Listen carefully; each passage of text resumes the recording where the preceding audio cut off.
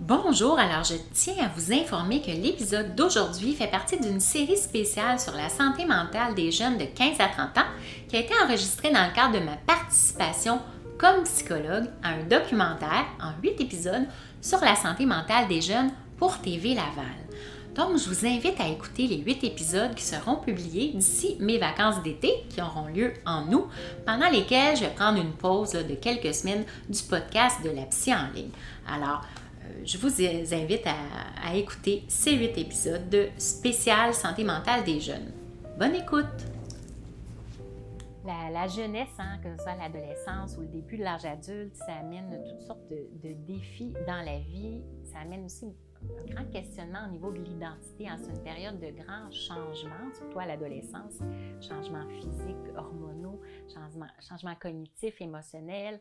C'est là souvent qu'on a nos premières relations amoureuses, relations sexuelles. Ça amène donc toutes sortes de questionnements au niveau de l'identité et de changements physiques.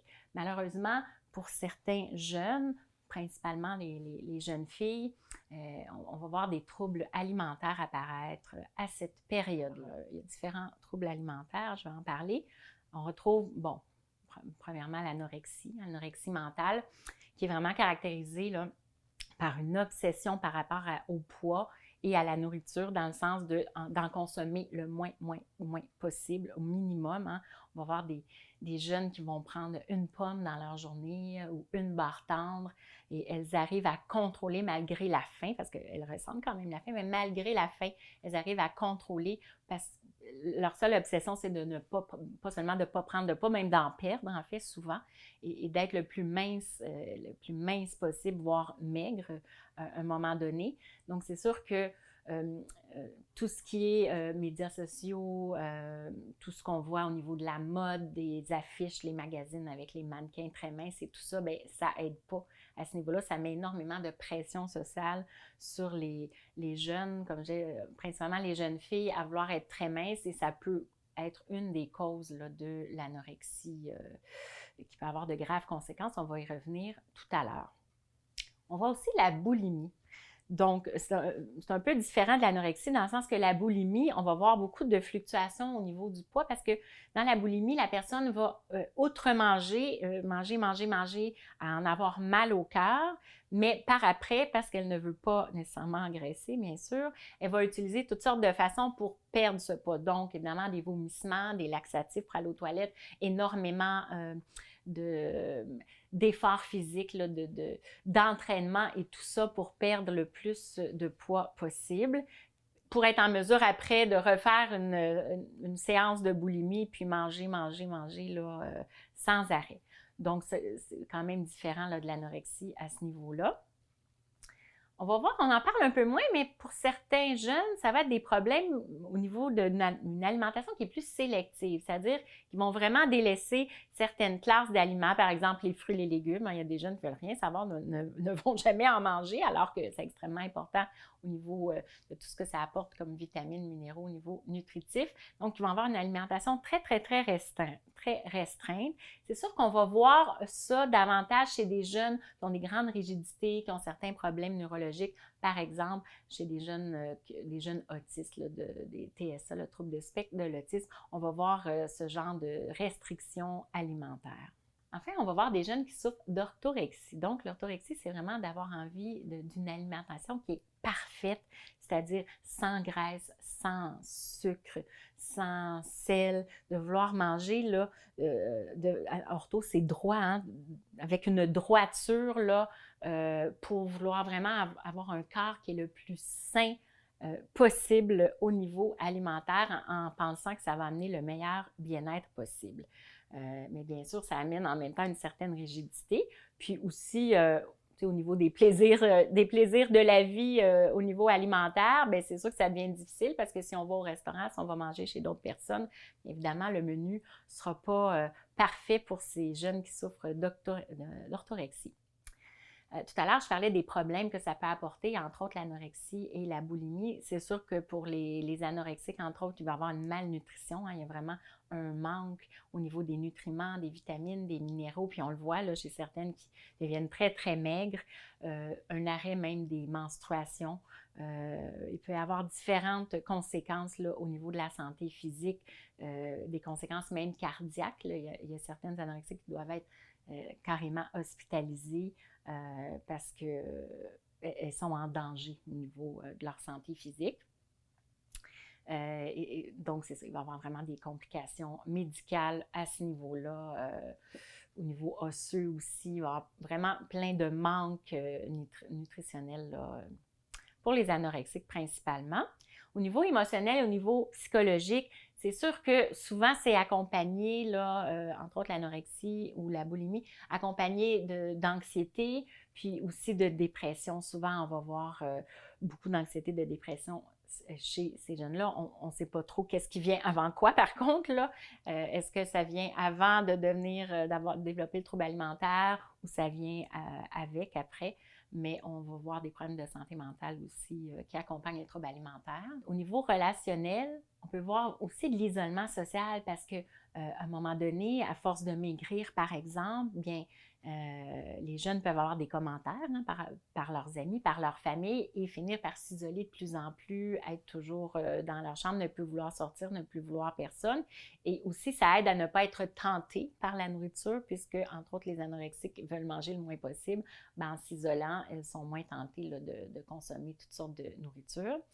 Au niveau cognitif, on va voir aussi des problèmes, évidemment, des difficultés de concentration et d'attention qui sont de plus en plus présents, puisque la nourriture, c'est notre énergie, c'est notre essence, comme pour la voiture. Hein, c'est ce qui fait qu'on a de l'énergie, qu'on est capable de bouger, de se concentrer au niveau cognitif pendant nos études ou au travail. Donc, en ne mangeant pas, on devient de plus en plus faible.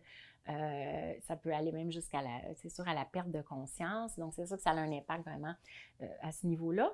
On voit aussi beaucoup de distorsions au niveau de l'image corporelle. Donc, souvent, l'anorexique, elle, quand elle se regarde dans le miroir, elle se voit grosse, même si nous, on la voit extrêmement maigre. Hein? On parle, je ne sais pas, une personne qui pèse 80 livres, elle va encore se voir grosse, elle va encore voir des bourrelets, alors qu'elle est très, très, très maigre. Comme on dit, elle n'a que la peau sur les os. Donc, il y a vraiment une distorsion au niveau de l'image corporelle chez, entre autres, principalement les anorexiques. Il peut y avoir des complications sociales aussi. J'en parlais un petit peu tout à l'heure. Il y a un impact souvent sur les relations puisque les gens se mettent à poser des questions hein, quand ça devient trop apparent. Peut-être chez les boulimiques, ça va être plus des gens qui remarquent que la personne va aller aux toilettes et les entend se faire vomir, par exemple, ou vont voir que la personne s'entraîne plusieurs heures par jour à aller courir et tout pour pouvoir perdre du poids. Donc, c'est sûr qu'au niveau des relations, ça peut avoir un impact. Les gens qui ont des troubles alimentaires peuvent aussi se sentir un peu stigmatisés dans la société, surtout si physiquement ça paraît, là, le trouble alimentaire. C'est sûr qu'ils peuvent vivre des préjugés, des drôles de regards par rapport à leur image corporelle. Donc, après avoir discuté un peu des différents troubles alimentaires, des causes, des conséquences, c'est quoi les stratégies qu'on peut mettre en place pour essayer de s'aider soi-même si on souffre d'un trouble alimentaire ou d'aider la personne là, qui est proche de nous qui souffre d'un trouble alimentaire, que ce soit comme parent, comme ami ou comme copain, copine, conjoint, conjointe. C'est sûr que ça demande vraiment une bonne évaluation complète, mais je dirais une évaluation multidisciplinaire, puisque là, on parle autant de santé physique que de santé mentale. Donc, ça prend bien sûr un médecin, infirmière, nutritionniste dans le dossier, évidemment, bien sûr, une psychologue, parfois même un travailleur social, parce que on peut voir parfois que c'est en lien aussi avec les dynamiques, les relations familiales à la maison. Il peut y avoir des tensions, des conflits parfois qui sont là. Donc, ça peut prendre aussi travailleuse sociale dans le dossier. Donc, ça prend vraiment une bonne évaluation complète là, des difficultés puis des relations familiales. Évidemment, ça prend le soutien psychologique pour arriver à se sortir là, de ces obsessions par rapport à la nourriture, que ce soit dans la boulimie ou que ce soit pour l'anorexie là, qui refuse de manger complètement. Je parlais de nutritionniste tout à l'heure, c'est vraiment important de pouvoir consulter une nutritionniste qui va nous apprendre l'importance de manger tant de portions selon notre grandeur, selon nos activités, le nombre de calories qu'on a besoin dans la journée et tout ça. Donc, de nous faire un plan, un menu santé quand même, mais pour réintégrer de plus en plus la nourriture là, de façon saine, de façon équilibrée, là, que ce soit pour l'anorexie ou la boulimie. Le suivi médical, bien sûr, extrêmement important. Comme je disais tout à l'heure, il peut y avoir vraiment des conséquences graves, entre autres à l'anorexie.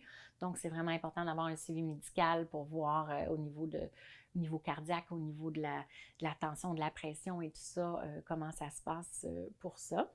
Donc, tout à l'heure, je parlais de dynamique familiale. Si vraiment les relations sont très détériorées dans les dynamiques familiales, hein, parce que souvent, avant que la famille consulte, ça fait des mois, parfois des années, que les parents essaient de convaincre leurs jeunes de mieux manger. Et là, les jeunes se sentent surveillés, se sentent contrôlés, puis en contrepartie, elles mangent encore moins parce qu'elles ne veulent pas être contrôlées par leurs parents et ça amène vraiment une détérioration des relations familiales. Donc, c'est important à ce moment-là d'avoir peut-être une thérapie familiale pour en discuter tout le monde ensemble avec un thérapeute. Il y a des groupes de soutien aussi, des groupes de soutien pour des gens, des jeunes qui ont des problèmes alimentaires. Donc, ça peut aider aussi là, de voir qu'il y a d'autres personnes qui ont souffert de symptômes similaires aux siens. Je dirais que plus l'intervention est précoce, mieux c'est. Avant que ça se rende trop loin puis que le jeune ait perdu énormément de poids, par exemple, c'est bien d'intervenir de façon plus précoce possible. Je suis consciente qu'il y a des jeunes qui ne veulent pas consulter, qui refusent ça. Alors à ce moment-là, au moins les parents peuvent consulter là, en consultation parentale pour aider leurs jeunes le mieux possible, puis peut-être les amener éventuellement à ce que le jeune consulte également. Puis c'est sûr que c'est une approche globale, hein, qu'on dit holistique, là, les troubles alimentaires, comme je disais, parce que ça touche autant la santé physique que la santé mentale. Donc, c'est vraiment important de regarder tous ces niveaux-là pour ramener le jeune à avoir une bonne alimentation qui est saine, qui est équilibrée, hein, pour être capable de mener à terme ses projets, ses objectifs, ses études, par exemple, puis retrouver ses relations sociales, retrouver une joie de vivre, parce que souvent, ces jeunes-là n'ont plus du tout de joie de vivre.